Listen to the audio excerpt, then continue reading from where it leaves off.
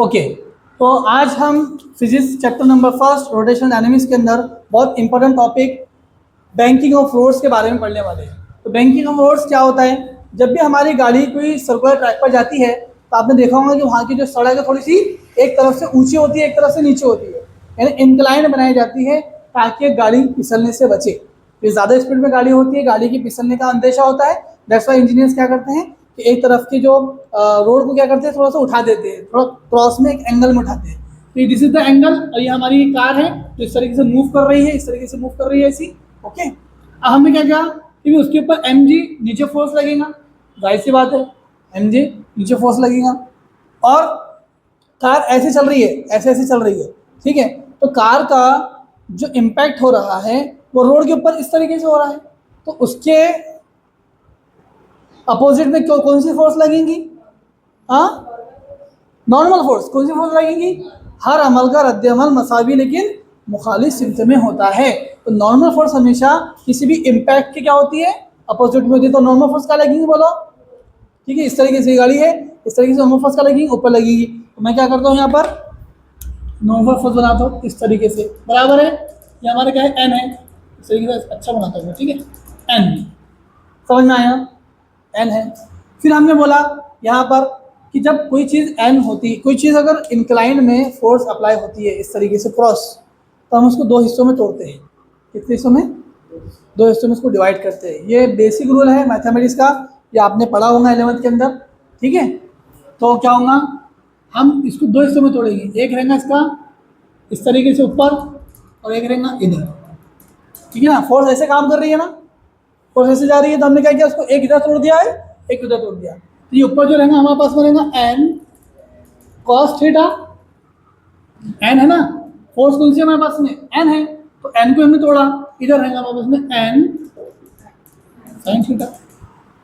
क्यों सर इसको कॉस क्यों लिया, इसको साइन क्यों लिया? सवाल पैदा होता है, बिकॉज जो हमारा एंगल है ना, एंगल वो थीटा इधर से बन रहा है। कैसे बन रहा है मैं आपको विजुलाइज करके बताता हूँ।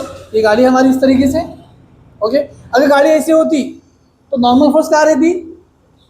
तो ये नॉर्मल फोर्स है, गाड़ी चल रही सीधी, हमने क्या किया, क्रॉस कर दिया, नॉर्मल फोर्स किधर हो गई? तो देखो एंगल किधर से बन रहा है, मैं आपको बताता हूँ, ठीक है। ये जो बन रहा है एंगल इस तरीके से रहेगा कि नहीं रहेगा पता नहीं, ओके। इस तरीके से मैं पकड़ के रखा हूँ, देखो ऐसा हुआ, और जैसे क्रॉस हुआ तो क्या बन गया? ऐसा बन गया। एंगल किधर से बन रहा है? इधर से बन रहा है, ओके। बराबर गिर रहा है ये, डोंट वरी गाइस, आप लोग स्किप कर सकते हो, ओके। हाँ, तो समझ में आया आपको एंगल कहाँ से बना? पहले ऐसा था एंगल, फिर ऐसा क्रॉस हुआ, एंगल किधर से बना? और जो एंगल के बेस होता है वो क्या है? जो बेस होता है वो एंगल से कनेक्टेड होता है, ये आपको पता है। जो कायदा होता है किसी भी ट्रायंगल का कायदा, वो क्या होता है? बेस से, कायदे से ट्रायंगल सॉरी एंगल कनेक्ट होता है, ये हमको पता है। इसलिए हमारा थीटा ऐसे बना। अगर थीटा ऐसा बना तो एन को थीटा ऊपर, एन साइन थीटा इधर। यहाँ तक बेसिक चीज समझ में आएगी आपको, ओके। तो ये हमारा फ्री बॉडी डायग्राम हो गया, ओके। समझ में ये बात? अंडरस्टैंड? इसी में किसी को प्रॉब्लम होंगी तो बताओ मुझे, ओके। तो अब यहाँ हम इस डायग्राम पर थोड़ा गौर करेंगे। तो हमने कहा था जो फोर्स का डायरेक्शन सेंटर की तरफ होगा, हम उस फोर्स को क्या बोलेंगे? मैंने कहा था सेंट्रीपिटल फोर्स, क्योंकि मैंने आपको कहा था कि सेंट्रीपिटल फोर्स हमेशा क्या आएंगी? किसी न किसी शक्ल में आएंगी, अपने फॉर्म को चेंज कर आएंगी। आप यहाँ बताओ, जैसे गाड़ी अगर इस तरीके से घूम रही है, इस तरीके से जा रही है, तो उसका सेंटर क्या है? उसको कुछ ना कुछ रेडियस होगा ना, रेडियस होगा, रेडियस पे तो घूम रही है गाड़ी बराबर। तो मतलब ये हुआ कि उसका सेंटर यहाँ है और गाड़ी ऐसे घूम रही है, तो उसको जो इधर धकेल रही है गाड़ी, इधर जो फोर्स धकेल रही है वो क्या कहलाएंगी? सेंट्रीपिटल। मतलब हमारा जो एन साइन थीटा है वो इधर है, वो किसके बराबर होगा? सेंट्रीपिटल फोर्स के बराबर होगा। मैंने कहा था सेंट्रीपिटल फोर्स नथिंग बट भी, ये क्या होगा? अलग अलग फॉर्म में आएगा। कभी फ्रिक्शन के फॉर्म में आया, देखा हमने, कभी नॉर्मल फोर्स के फॉर्म में आया। मौत के कुएं में क्या हुआ था कि सेंट्रीपिटल फोर्स कौन दे रहा था हमको? नॉर्मल फोर्स, क्योंकि उस वक्त हमारी गाड़ी कैसी थी? बिल्कुल ऐसी थी। अभी तो थोड़ी सी क्या होगी? क्रॉस होगी, उस वक्त बिल्कुल ऐसी थी, ओके है ना। तो अब नॉर्मल फोर्स ने हमको क्या किया था, सेंट्रीपिटल दिया था। यहाँ पर हमको कौन दे रहा है सेंट्रीपिटल, नॉर्मल फोर्स दे रहा है, लेकिन नॉर्मल फोर्स का कौन सा फैक्टर, साइन थीटा वाला, साइन थीटा वाला फैक्टर हमको दे रहा है। समझा क्या मौत के कुएं से आपने रिलेट कर पाया क्या, कि गाड़ी बिल्कुल ऐसी थी इसलिए पूरा का पूरा नॉर्मल फोर्स इधर था, तो नॉर्मल फोर्स को हमने कहा सेंट्रीपिटल। अब गाड़ी थोड़ी सी क्रॉस हो गई तो नॉर्मल फोर्स तो ऐसी थी, हमको चाहिए ऐसी, तो ये वाला जो एंगल का जो साइन थीटा है वो हमको क्या दे रहा है, सेंट्रीपिटल फोर्स। तो हम क्या कहेंगे यहाँ पर, M V square upon R is equal to N sine theta. Correct है, question number 1। M V square upon R क्या होता है, ये सेंट्रीपिटल फोर्स का फॉर्मूला है। जब हमको अगर N sine theta centripetal force दे रहा है उसके बराबर है, तो सेंट्रीपिटल क्या है, M V square upon R. Got it, very good.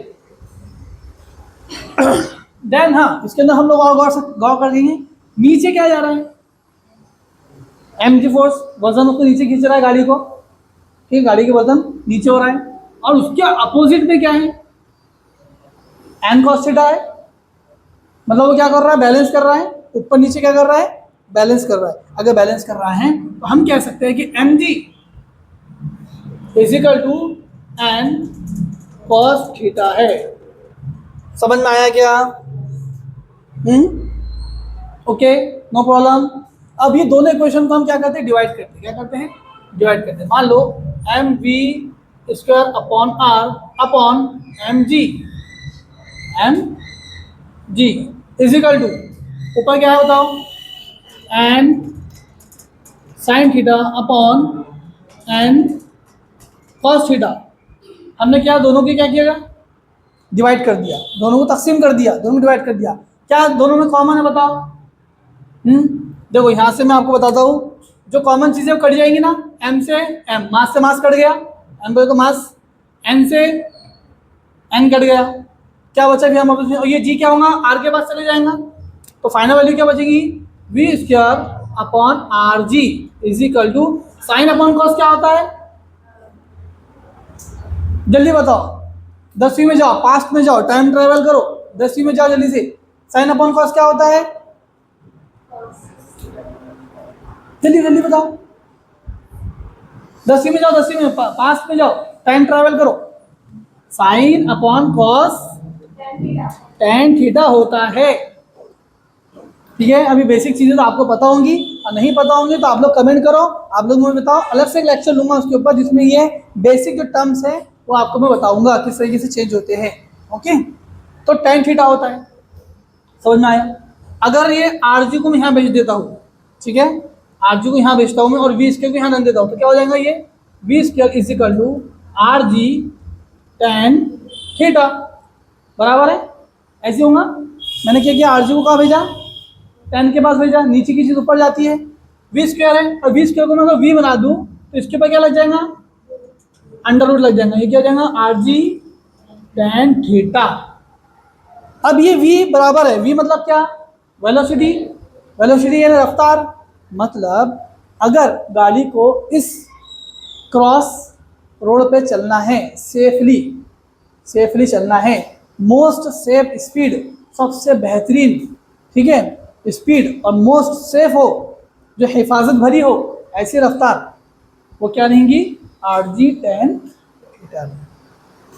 समझ में आया क्या, जो रफ्तार रहेंगी वो किस पर डिपेंड रहेंगी, बोलो, रफ्तार डिपेंड रहेंगी आर पर, आर मतलब रेडियस पर, जो गाड़ी घूम रही है उसको जो रेडियस है, जो गोल पाथ है, जो इंजीनियर ने बनाया होगा गोल पाथ, वो गोल पाथ का रेडियस कितना है, वो gravity, acceleration due to gravity, ठीक है, ग्रेविटी कितनी जोर से उसको नीचे खींच रही है, उसका एक्सेलरेशन क्या है, उसकी इसरा कितनी है वो, और टेन थीटा मतलब ये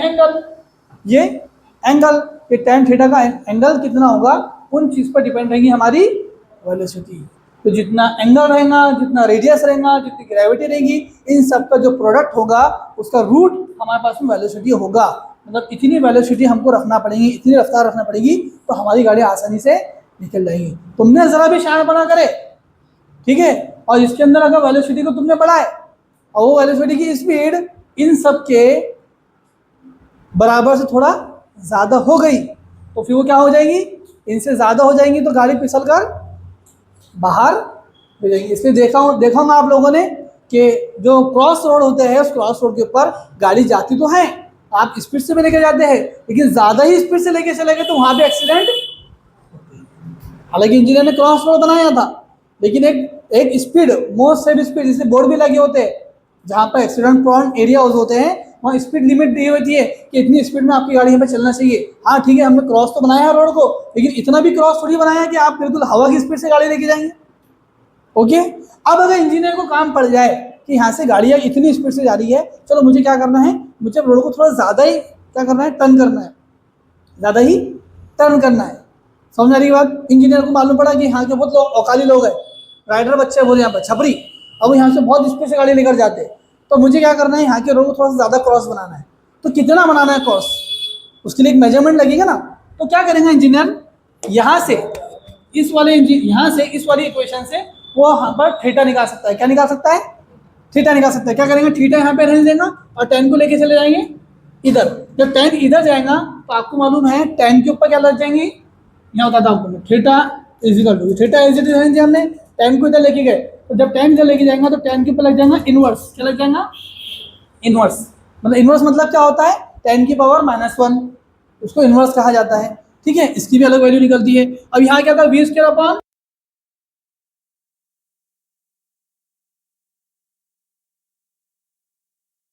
थीटा इजिकल टू हो जाएगा tan inverse of v square upon r जी।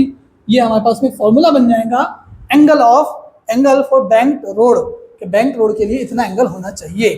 तो ये मोस्ट सेफ स्पीड है, ये एंगल फॉर बैंक रोड है, बहुत इंपॉर्टेंट टॉपिक है। इसी पे और भी 2 से 3 सिनेरियोज है जो हमको देखना है इसके अंदर, कि भाई अगर वेलोसिटी हमने बढ़ा दिए तो क्या होगा, अगर वेलोसिटी कम हो गई तो क्या होगा। उसमें फिर फ्रिक्शन काम करेगी। क्या काम करेगी? हाँ, आप लोग पूछ रहे थे ना कि सर फ्रिक्शन क्यों नहीं आया इसके अंदर, आप सवाल कर रहे थे ना, इसलिए नहीं आया क्योंकि ये गाड़ी की जो स्पीड है ना वो बिल्कुल परफेक्ट है। क्या है? परफेक्ट है। तो गाड़ी ना ऊपर खसा कर रही है ना नीचे खसा कर रही है। ओके, अगर इसमें ऊपर भी नहीं खसा कर रही, नीचे भी नहीं खसा कर रही, मतलब फ्रिक्शन काम करने का काम नहीं है। ओके, अब जैसे हम स्पीड को बढ़ाएंगे गाड़ी को, तो गाड़ी ऊपर खसकने की कोशिश करेंगी, तो ऊपर खसकने की कोशिश करेंगे तो उसमें क्या काम करेगा, फ्रिक्शन। अगर मान लो गाड़ी की स्पीड बहुत कम है, गाड़ी की स्पीड बहुत कम है, मिनिमम है, तो फिर गाड़ी नीचे खसकने की कोशिश करेंगी, तो नीचे खसकने की कोशिश करेंगी तब भी क्या काम करेगा, फ्रिक्शन। तो दैट 2 सिनेरियोज हमको फ्रिक्शन पर भी डिपेंड रखना है और उसके अंदर हमको निकालना है। तो अभी के लिए इतना काफ़ी है, आप लोग इसको समझो, आप लोग इसका स्क्रीनशॉट निकालो, खुद की नोट्स बनाओ और देन फिर आप लोग जो है उसको अच्छे से याद करो। ठीक है।